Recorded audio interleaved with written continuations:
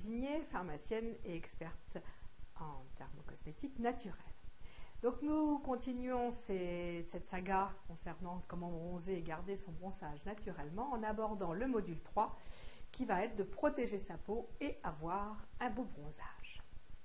Alors, protéger sa peau, vous entendez souvent parler des indices de protection solaire. Qu'est-ce que c'est que ça? Vous voyez IPS ou FPS, facteur de protection solaire. Il s'agit d'indices de pouvoir protecteur contre les coups de soleil. En général, la plupart du temps, ce sont des coups de soleil occasionnés par les UVB. Et on verra pourquoi. Ils sont mesurés par des tests. Et à vrai dire, c'est un coefficient multiplicateur qui permet à une personne de ne pas avoir de coups de soleil par rapport à une période normale où il n'aurait pas de crème. Alors, comment calcule-t-on? Je vais vous donner un exemple. Par exemple, vous avez une peau qui est assez peu protégée par les mélanines et qui rougit en 15 minutes.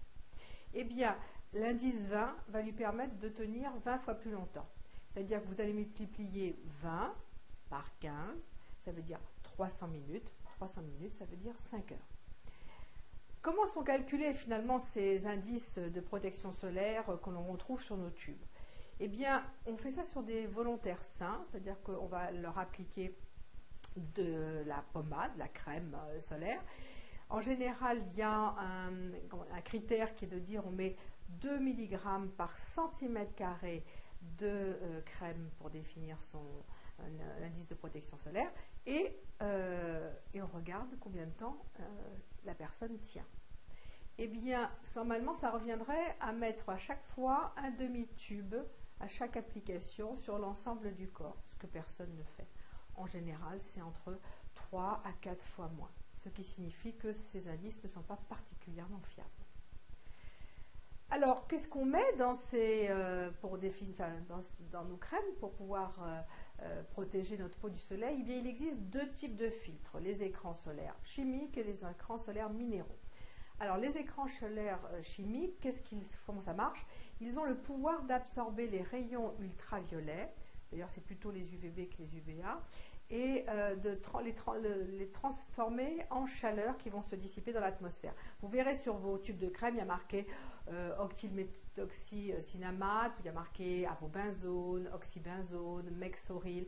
Tout ça, ce sont des filtres solaires chimiques. Ils ont comme inconvénient d'être œstrogène-like. Donc ce sont ce qu'on appelle des perturbateurs endocriniens. Ils sont absorbés par la peau, ça peut créer des allergies. Et ils sont difficiles à éliminer par l'environnement et donc souvent on les retrouve dans nos rivières ou dans les mers et ils polluent les massifs coralliens. D'autre part, il faut savoir qu'ils ne sont pas actifs immédiatement. Il faut en général mettre pendant une demi-heure avant ces fameuses crèmes avec des filtres chimiques. Alors il existe aussi les écrans solaires minéraux. Ce sont ces fameuses poudres blanches comme l'oxyde de zinc ou le dioxyde de titane et qui marchent de la façon suivante, elles sont réfléchissantes, c'est comme un miroir. Quand le soleil arrive sur votre peau, eh bien, il va se refléter et partir vers l'extérieur. Ce sont donc malheureusement des poudres blanches, on peut dire, parce qu'elles sont souvent visibles, elles sont mal absorbées par la peau. En revanche, elles sont efficaces immédiatement. Il y a aussi les antioxydants, qui sont aussi des protecteurs de la peau et qui sont importants par rapport justement à nos fibres d'élastine et de collagène telles que l'on a vu la dernière fois. Eh bien, les antioxydants, on pourrait les comparer à des ardents chevaliers qui combattent et terrassent tous les ennemis du royaume. C'est-à-dire que quand arrive le fameux rayon ultraviolet, ce sont eux qui vont se mettre avec les radicaux libres, ce sont eux qui vont se mettre en premier pour pouvoir justement neutraliser ces fameux radicaux libres. Il y a eu de nombreuses recherches justement sur leurs effets protecteurs comme des antioxydants et il y a même des preuves comme quoi ils pouvaient inhiber le développement des cancers. Alors où est-ce qu'on les trouve, ces fameux antioxydants? Eh bien, ce sont des polyphénols, par exemple on en trouve dans le raisin, dans le thé vert, dans les baies de cassis, de myrtille, dans la grenade. La vitamine C ou la vitamine E sont aussi d'excellents antioxydants. Donc on pourrait en absorber par exemple pendant les 2 ou 3 mois et ça va rendre les coups de soleil beaucoup moins nocifs sur le derme.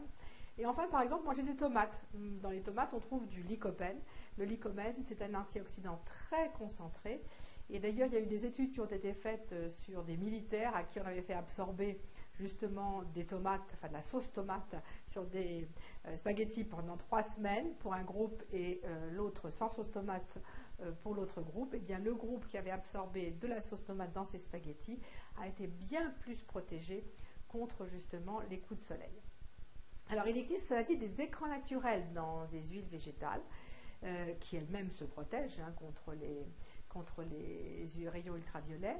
Eh bien, je vais vous les donner parce qu'elles ont un coefficient de 4 ou 5. Ça veut dire que si vous ne vous exposez pas au soleil, mais pour aller dans la rue, vous aurez tout à fait une protection qui va être naturelle. Alors, ces huiles sont les suivantes. C'est l'huile de jojoba, l'huile d'arbousier, l'huile de buriti, l'huile de sésame, l'huile de macadamia, le karité ont des coefficients anti-UV de 4 à 5. Alors, vous allez vous dire, mais est-ce que je vais bronzer avec ces baumes protecteurs dans lesquels il va y avoir des huiles végétales avec des coefficients naturels? Est-ce qu'il y aura également peut-être des écrans minéraux? Eh bien oui, vous allez bronzer autant, mais plus lentement. La mélanine qui existe dans votre peau sera stimulée et vous garderez plus longtemps votre bronzage grâce à cette exposition progressive. La formule que je vous propose est la suivante. C'est celle que j'utilise depuis 3 ans et je n'ai jamais eu de coup de soleil et j'ai eu toujours une peau très bien bronzée. Alors j'utilise quoi? Bien l'huile de végétale de jojoba, 5 ml, l'huile de végétale d'argousier, pareil, 5 ml. En plus, elle donnera un côté légèrement orangé qui va permettre de couvrir la couleur blanche du dioxyde de titane. J'utilise aussi du karité, c'est ça qui va faire le beau, l'huile végétale de sésame. Et dans ce baume, je vais donc y ajouter 20 ml, donc une cuillère de poudre de dioxyde de titane.